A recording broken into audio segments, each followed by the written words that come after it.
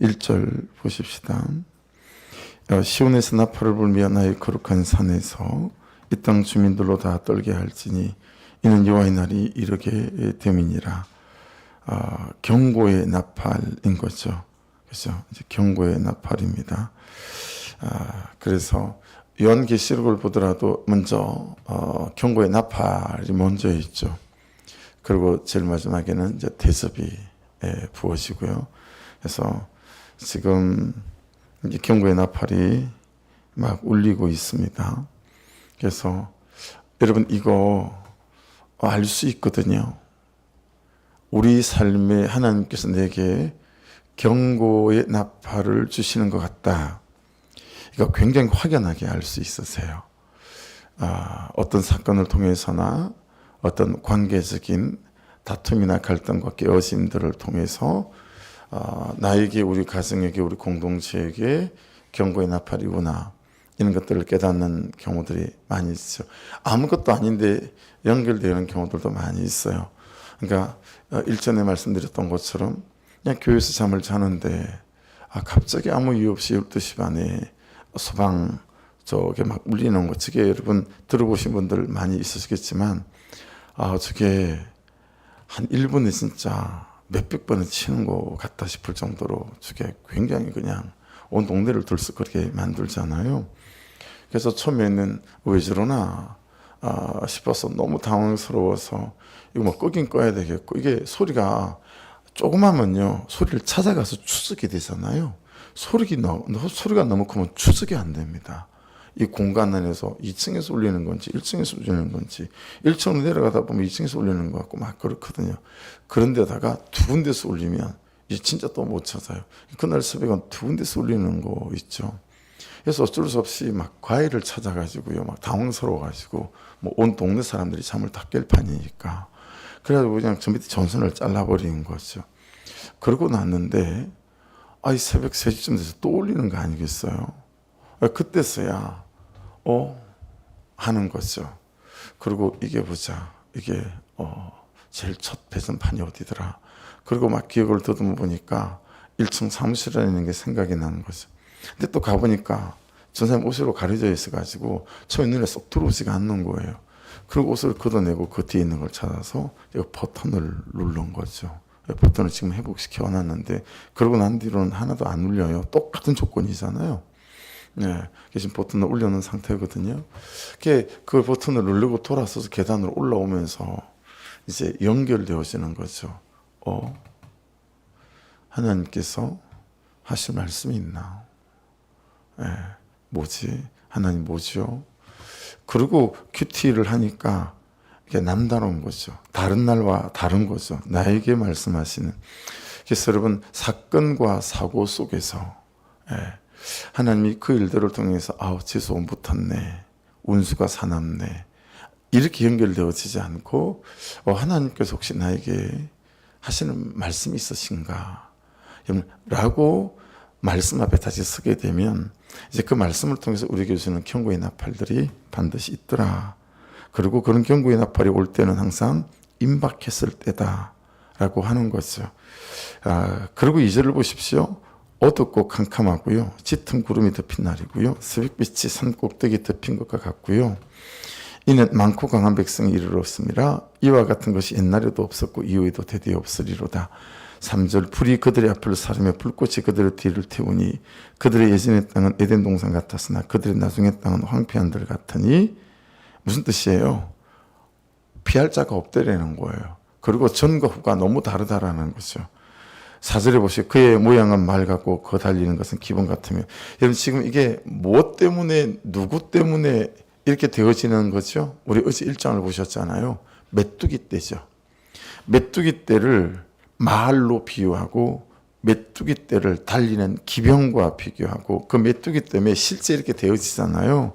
그래서 여러분 어제 읽어드렸던 거 팥중이, 메뚜기, 느치, 황충이 다 메뚜기인데 그렇게 다르지 않았어요? 씹어대는 메뚜기, 뜯어대는 메뚜기, 삼켜대는 메뚜기, 그리고 우적 씹어먹는 그런 메뚜기.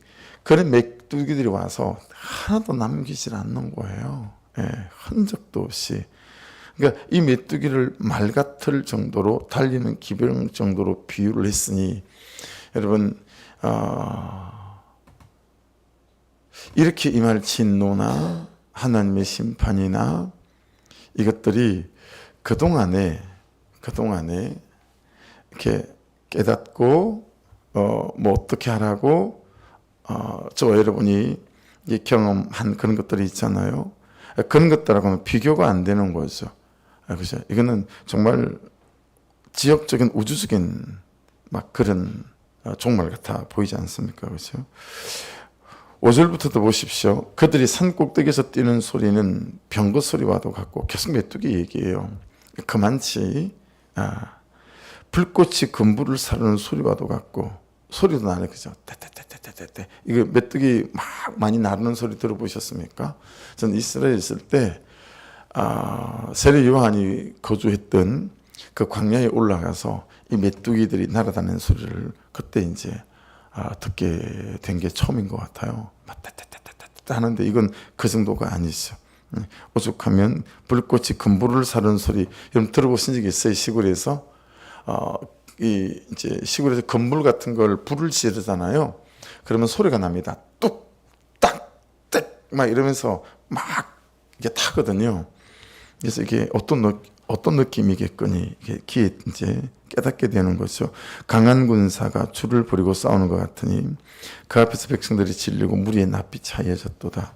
그들이 용사같이 달리고 메뚜기가요 무사같이 성을 기어오르고 각기 자기 길로 나아가되 거절 이탈하지 않으며 다 임무가 있는 것처럼 맡은 그 임무대로 하는 군인들처럼 발 피차에 부딪히지 아니하고 그 많은데 서로가 부딪히지 않고 일사불란하게 움직인다는 거예요. 왜 그럴까요? 하나님의 목적이 메뚜기에게 덧입혀졌기 때문에 그렇죠. 그러니까 여러분 하나님의 목적이 메뚜기에라도 덧입혀지게 되어지게 되면 일사불란하게 주의 뜻을 이루어간다라고 하는 거죠. 각기 자기 길로 나아가며 무기를 돌파하고 나가나 상하지 아니하며.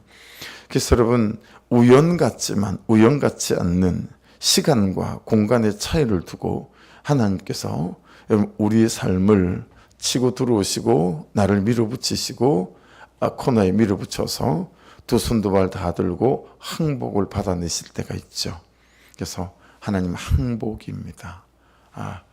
그러니 하나님 앞에서 말씀 앞에서 항복은 빠를수록 좋죠. 근데 결론에서 그분이 나오겠지만 그게 참 쉽지가 않아요. 9절에 보시면 성중에 뛰어들어가며 성위에 달리며 집에 기어오르며 도둑같이 창으로 들어가니 이게 전부 다 사람이 전쟁 일어날 때 특수부대들이 하는 것처럼 다 되어져 있지만 실제로는 여러분 우리가 취급도 안 하는 그 메뚜기가 말이에요. 이렇게 정말 특수 교육을 받은 특수부대처럼 일사불란하게 움직이더라. 그 앞에서 땅이 진동했고요. 하늘이 떨었어요. 오죽하면 해와 달이 깜깜해졌고요. 별들이 빛을 거두는 거예요. 낮이고 밤이고 얼마나 창궁을 이렇게 뒤덮었으면 여러분 햇빛이 우리에게 도달하지 못하고 달빛이 도달하지 못하는 거예요. 이게 얼마나 여러분 놀라운 참혹한 진노이고 심판일 수 있겠는가라고 하는 거죠. 그러니까 당할 자 없다라는 뜻이고요. 당할 방법 없다라는 뜻이고요. 못 피한다. 못 숨는다. 절대로 못 도망가고 너 못 산다. 이 얘기 지금 이 몇 마디를 이렇게 다 표현한 거예요. 예. 근데 여러분 잘 생각하고 유념해 보십시오. 우리는 어떤 일이 툭 벌어지면 어떡하죠? 예. 자꾸 숨을 방법, 도망갈 방법, 피할 방법, 인간적으로 이걸 풀어가려고 하는 시도와 도전 속에 항상 살잖아요. 그 인간적인 방법과 여러분 어떤 풀어나갈, 헤쳐나갈 여기에 집중하지 말고 시선을 어디다 돌려야 되는 거죠? 하나님 혹시 제게 하신 말씀이 있으세요? 하나님 혹시 제게 돌이켜야 될 죄가 있나요? 하나님 혹시 제가 돌이켜야 되는 길들이 있나요? 하나님 혹시 제 의도가 잘못됐나요? 하나님 혹시 제 감정이 주의 뜻에 합당하지 않은가요? 여러분 우리 인생의 오만 군데에 일어나는 여러 가지 일들을 통해서 여러분 그냥 인간적인 방법들로가 아니라 하나님을 바라보고 말씀 앞에 서는 거죠. 하나님 혹시 제가 모르고 있고 못 보고 있고 못 깨닫고 있는 것들이 있나요? 이렇게 접근하고 말씀 앞에서 나를 비추게 되어지게 되면 여러분 동일한 사건이 전혀 다른 시각으로 보이죠. 저 사람 때문인 것 같았고 돈 문제인 줄 알았는데 이렇게 쳐다보면 그게 돈 문제가 아니더라는 거예요. 그게 돈 문제가 아니라 하나님께서 나에게 그 어떤 부분에 대해서 말씀하시는 은혜의 때이더라라고 하는 거죠. 그래서 그것을 돌이키길 원하시고 이것에서 내가 세워지길 원하시고 끊어내길 원하시는 그는 하나님의 은혜 안에서 나를 바라보시는 하나님의 작업이더라 라고 하는 것들을 깨닫게 되어지죠. 이것은 계속 훈련해 봐야 합니다. 그리고 시도해 봐야 합니다. 그러면서 자꾸 이 영적인 안목이 날이 서 있어야 하고 예리해져야 하고 이 영적인 안목이 서야 그때서야 여러분 구별이 되고 구별이 되면 분별이 됩니다. 분별이 되면 내가 해야 되는 행동과 태도에 있어서 여러분 조심이 되어져서 항상 아무 거리낌 없이 했던 행동과 걸어갔던 그 걸음이 이제는 복되게 바꾸어서 하나님께서 나에게 부어주시고 나를 쓰실 만한 그런 길에 접어들게 되어지고 나에게 부어주셔서 나를 이 땅에서 축복을 유통시키는 은혜를 유통시키는 감동을 유통시키는 자로 서게 되어져 가는 거죠. 그러므로 여러분 이 앞에 나와 있던 17가지의 말씀들 안에서 우리가 기도의 제목을 잡는다면 하나님 저에게 이 영적인 시선이 날이 서게 하시고 예리하게 도와주십시오 해서 구별이 되고 분별이 되어지는 은혜가 있게 도와주십시오. 여러분 이 시선은요 자꾸 말씀 앞에 서고 기도 앞에 서면 날이 서게 되어집니다. 그 외에는 나를 세우는 방법이 없습니다. 부엌칼처럼 숫돌에다가 밀면 되겠지만 여러분 영적인 이 시선과 영적인 안목은 다른 것으로 날이 서지 않습니다. 그래서 이 영적인 안목, 이 시선이 날이 서고 예리해져야 되겠다라고 하는 거죠. 그렇지 않으면 이 당할 자가 없고 숨을 곳이 없고 도망가지 못하고 피할 수 없는 이런 징계들 앞에서 속수무책 내 인생이 당할 수밖에 없게 된다. 그러니 자꾸 이 말씀 안에서 여러분 어제도 말씀을 나눴지만 진노의 날, 심판의 날인 줄 알았더니 이것이 회복의 날이요 소망의 날이더라 라고 하는 것 아니겠습니까? 오죽하면 11절을 보십시오. 여호와께서 그의 군대 앞에서 소리를 지르시고 이런 대목이 성경에 거의 없어요.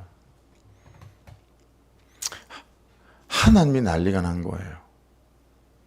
이러다가 내 새끼, 내 백성 다 이렇게 생긴 거죠. 그죠? 그의 진영은 심히 크고 그의 명령을 행하는 자는 강하니 여호와의 날이 크고 심히 두렵도다. 당할 자가 누구이랴. 12절 보세요. 여호와의 말씀에 너희는 이제라도, 오늘 제 큐티 제목입니다. 너희는 이제라도. 여러분 너희는 이제라도를 다른 말로 좀 바꿔보십시오. 어떤 말로 바꿔주시겠어요? 너희는 이제라도. 이 오늘 말씀이 전체적으로 정말 엄청난 진노인 것 같지만 여러분 너희는 이제라도 이 한마디가 아버지 마음이 그냥 훅 느껴지는 거예요. 너희는 이제라도. 이게 말을 어떻게 바꿀 수 있죠? 아직 늦지 않았다 라는 메시지죠. 아직 늦지 않았다 라고 하는 거예요. 너희는 이제라도 금식하고 울며 애통하고 마음을 다하여 내게로 돌아오라 하셨나니. 그러니까 여러분 이게 훨씬 낫습니다. 어떤 게 훨씬 낫냐면 100번 여러분 남편에게 잔소리하고 여러분의 자녀에게 잔소리하는 것보다 여러분이 하루를 금식하고 진심으로 남편을 위해서 애통하는 것이 낫습니다. 그런데 우리는 잔소리로 그리고 싸움으로 맨날 싸움을 걸잖아요. 내 뜻과 내 마음에 맞지 않으니까. 그런데 한번 생각해 보세요. 그런 마음에 들지 않고 싸워야 될 내 남편, 내 아내, 내 자녀 때문에 여러분 온전히 그것 때문에 하루를 금식하거나 3일을 금식하며 진심으로 일심으로 그리고 전심으로 하나님 앞에서 애통하고 금식하며 울어보는 그것이 나의 삶인가? 라고 하는 거죠. 그러니까 너희는 이제라도 아직 늦지 않았으니까 진심으로 돌아오라는 거예요. 금식하고 울리며 애통하고 마음을 다해 내게로 돌아오라 하셨나니. 이것이 너의 간절함이어야 하고 이것이 너와 나의 우리의 갈망이어야 하고 열렬함이고 전심이고 일심이고 소망이어야 한다. 뭐가요? 여호와께로 돌아가는 것. 그 여호와께로 돌아가는 것 때문에 우리가 이 12절 이 말씀 앞에 뭐가 있던 11절까지 막 많았잖아요. 메뚜기가 뭐 특수부대 군인 같잖아요. 그런데 안 늦었다라는 거예요. 안 늦었다. 13절 보십시오. 너희는 옷을 찢지 말고 마음을 찢고 너희 하나님 여호와께로 돌아올지어다. 그는 은혜로우시고 자비로우시고 노하기를 더디하시고 인애가 크시사 뜻을 돌이켜 재앙을 내리지 아니하시나니. 계속 무슨 말씀하시죠? 있는 거죠? 아직 안 늦었다. 이 말씀하고 있는 거죠. 어제 말씀으로 친다면 4번이나 나왔던 울어야 된다. 이 말씀일 수 있겠죠. 부르짖어야 된다. 오늘 말씀은 거기에 더하여 어떤 거죠? 정말 애통하고 금식하며 진심으로 하나님 앞에 회개해야 된다라는 거죠. 그래서 여러분 너희는 옷을 찢지 말고 마음을 찢고 어떻게 말할 수 있습니까? 너희의 삶을 고쳐야 된다라고 할 수 있겠죠. 삶을 고쳐야 된다. 옷만 바꿔 입지 말고 진짜는 삶을 고쳐야 된다.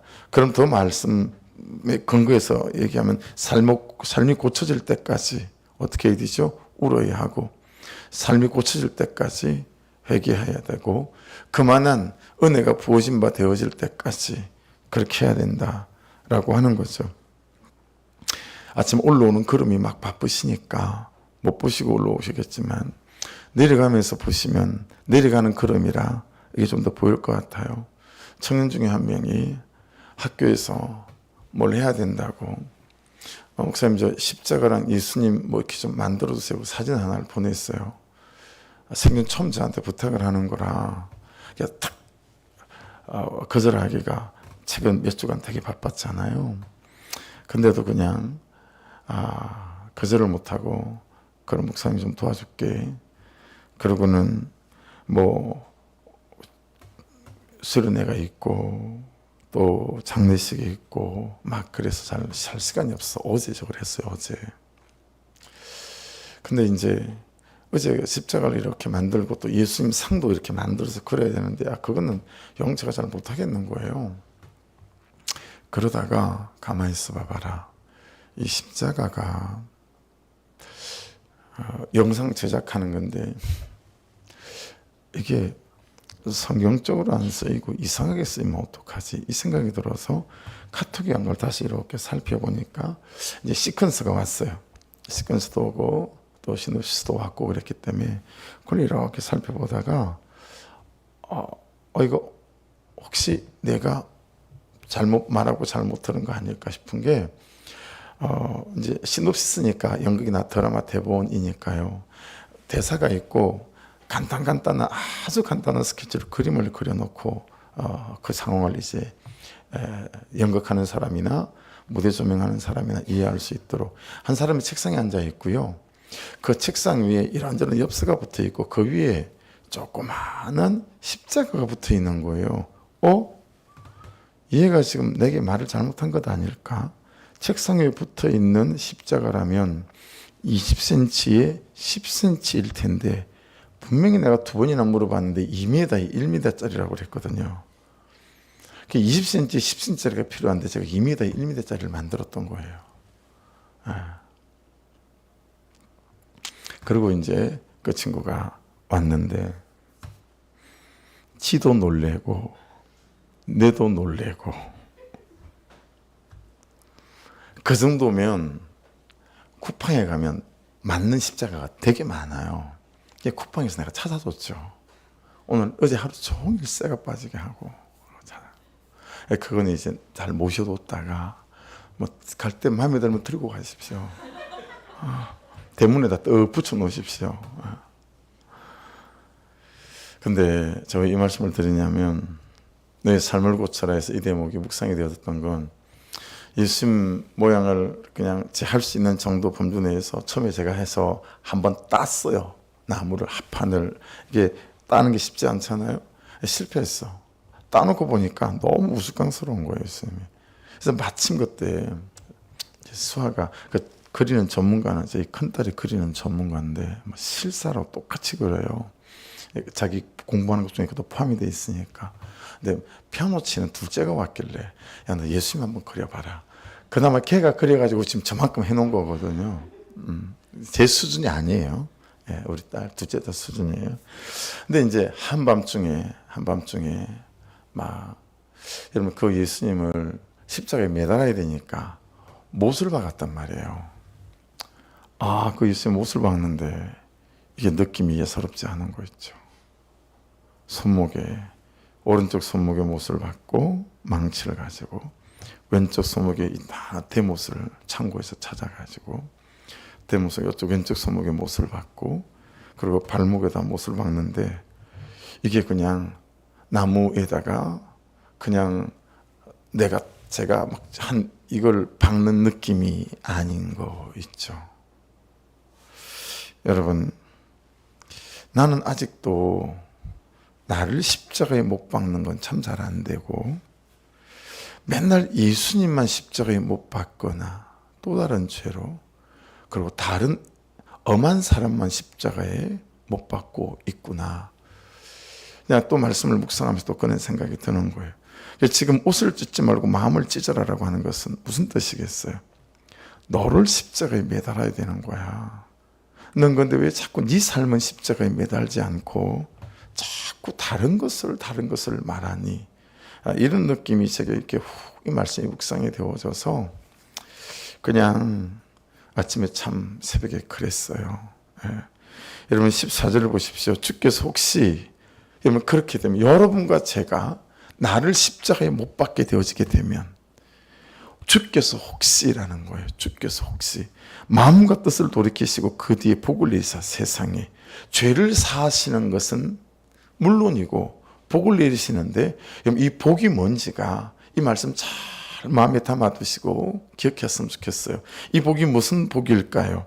보십시오. 너희 하나님 여호와께 소제와 전제를 드리게 하지 아니하시는지 누가 알겠느냐. 예배가 복이라는 거예요. 그래서 그 위에를 다시 보시면 무슨 말씀이 여러분 나오냐면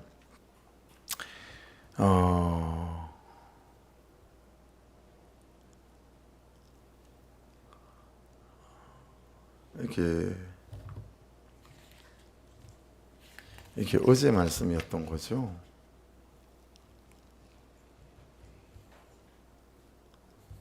9절 1장 9절 큐티책을 들고 계시거나 성경 보시면 이제 1장 9절을 보십시오. 1장 9절을 보시면 소제와 전제가 여호와의 성전에서 끊어졌고 여호와께 숭드는 제사장은 슬퍼하도다. 여러분 예배가 다 끊어져 버렸잖아요. 그런데 주께서 용서하시는 것뿐만 아니고 회개형을 부어주셔서 동의하고 자복하게 하시는 것뿐만 아니라 어떤 거죠? 소제와 전제, 예배가 회복되게 하신다는 거예요. 여러분 그러니까 이 새벽에 달려나와 저와 여러분이 새벽에 말씀 앞에 선다라고 하는 것이 이게 얼마나 큰 분복인지. 예배를 지금 혹시 마음을 돌이켜서 내게 복을 내리시는데 그게 어떤 복이에요? 예배할 수 있는 복인 거예요. 예배 드리고 싶은 마음, 예배가 갈급한 마음, 예배로 달려가고 싶은 마음. 여러분 저와 여러분은 예배 드리는 자로 선택된 자이고 또 예배 드리는 것이 우리의 자격이고 예배 드리는 것이 우리의 은혜와 능력임을 믿습니다. 그래서 혹여 기도하고 싶다라는 마음이 들 때는 복 중에 복이 임한 거죠. 근데 애써 우리는 어떻게 해요? 왜 이러면서 그냥 그죠? 별스럽게 또 왜 기도할 마음이 생겨? 그리고는 이렇게 얼른 정리하시잖아요. 얼른 정리하시고 떡볶이나 먹으러 가야 되겠다. 그리고 이제 기도할 마음을 제끼고 떡볶이 먹으러 가시고 어제 비가 와서 그런지 떡볶이가 먹고 싶더라고요. 예. 떡볶이 먹고 싶은 생각은 잘 붙잡아요. 절대 놓치지 않아요. 그래서 계속 생각해요. 그래서 마침 그때 마누라한테 전화가 왔어요. 오늘 떡볶이 해서 그 말은 해요. 그런데 기도할 마음이 생기고 그래서 뭐 예배 시간 다고 하는데 또 기도하러 가.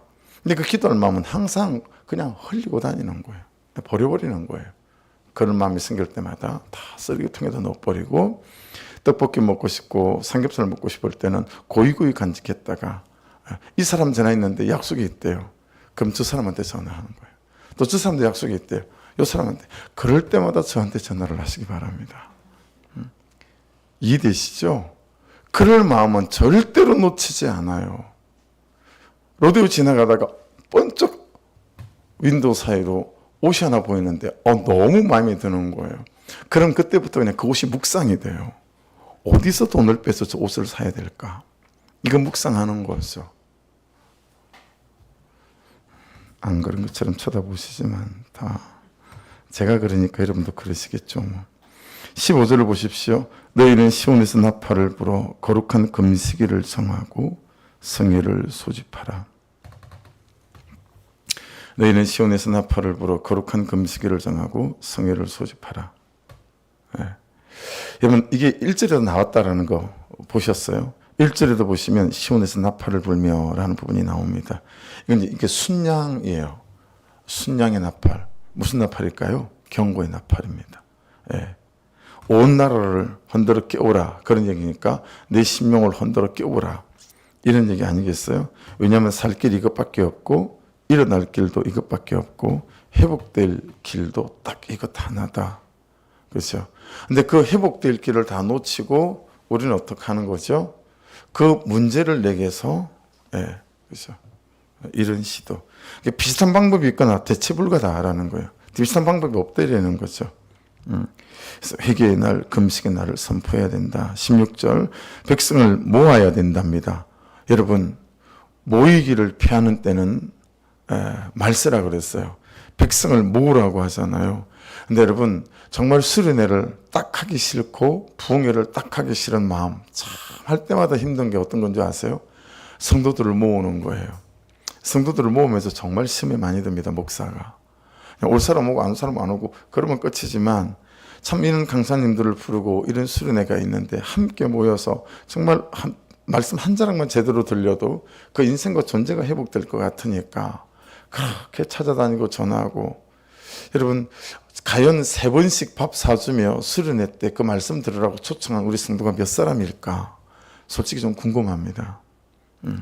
그 사람이 꼭 예배에 좀 앉아서 이번에 말씀을 들었으면 좋을 것 같아서 제가 부탁드린 대로 3번 밥을 사드리면서 초대한 분이 우리 성도 중에 몇 분이나 있을까? 그는 애타는 마음, 간절한 마음이 있는 거예요. 근데 잘 안 모여요. 백성을 일단 모아야 된대요. 그리고 어떻게 해요? 그 모임을 거룩하게 하고 또 장로들을 모으고 어린아이와 젖 먹는 자도 모으고 여러분 신랑을 그 방에서 나오게 하면 신부도 그 신방에서 나오게 하고 예외가 없다라는 거예요. 젖 먹는 아이까지 모으고 신혼부부까지 신방에서 나오게 한다라는 거예요. 아시죠? 구약 때 여러분 전쟁을 치러 나갈 때 여러분 막 결혼한 새신랑 안 데리고 나가요. 왜냐면 마음이 딴 데가 있으니까.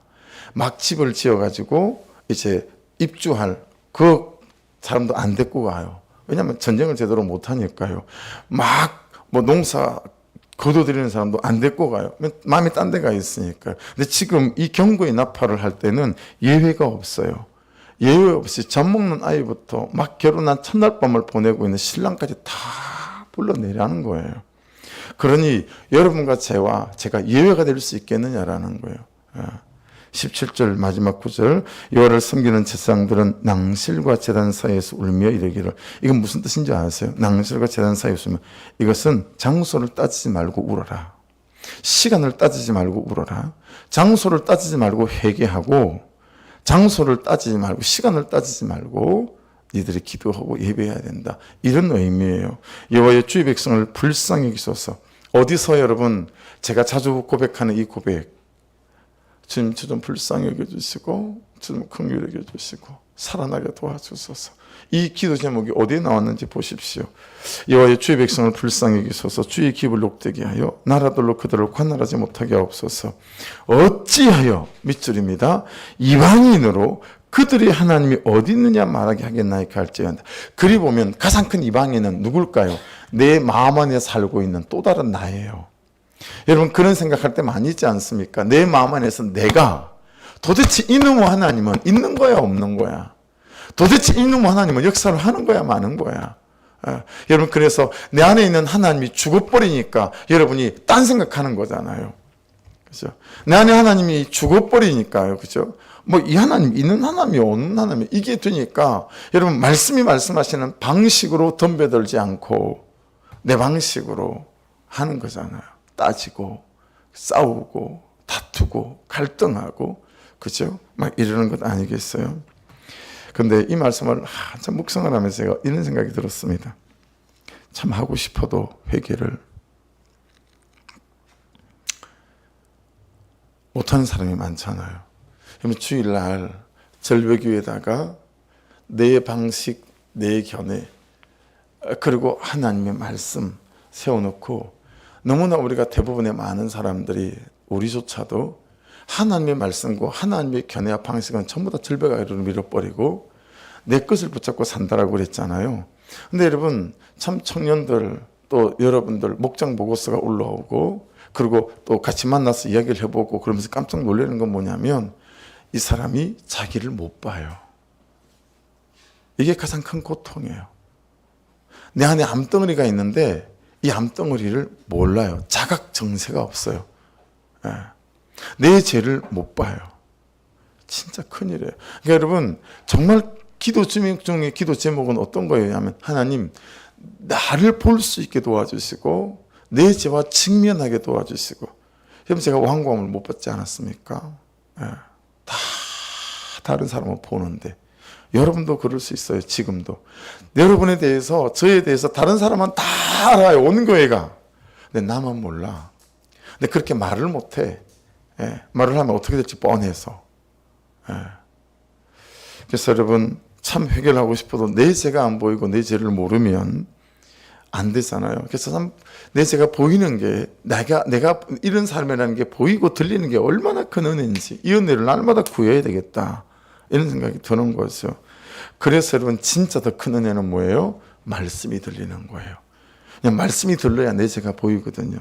맨날 저 사람이 죄라고 생각했는데 그 말씀이 들을 때마다 그래서 맨날 저 사람의 죄, 저 사람의 죄 했는데 어느 날 그 말씀이 들리면서 그게 내 죄인 거죠. 그러니까 말씀이 들리는 게 얼마나 큰 은혜인지 가장 큰 은혜. 그러니 여러분 가장 귀하게 기도해야 될 게 하나님 말씀이 들리게 도와주십시오. 이게 더인 것 같아요. 그래야 내 죄가 보이고 그래야 이 경고의 나팔 소리를 듣고 회개함으로 나아가게 될 것이니까요. 기도하겠습니다. 주여 한번 부르고 아버지 하나님 오늘 이 말씀 이 요일서 말씀이 여전히 하나님 절망과 아버지 하나님 고통이 아니라 소망임을 봅니다.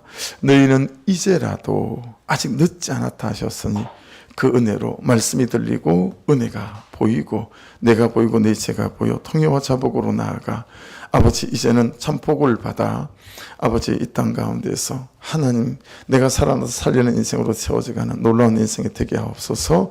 주여 한번 부르고 기도하고 이 하루도 금식으로 나아가는 분 위에 은혜를 베푸사 아버지 이 5가지 제목대로 공동체가 우리 모두가 주의 뜻 아래 설 수 있도록 인도하여 주옵소서. 우리 주여 한번 부르고 기도하십시다.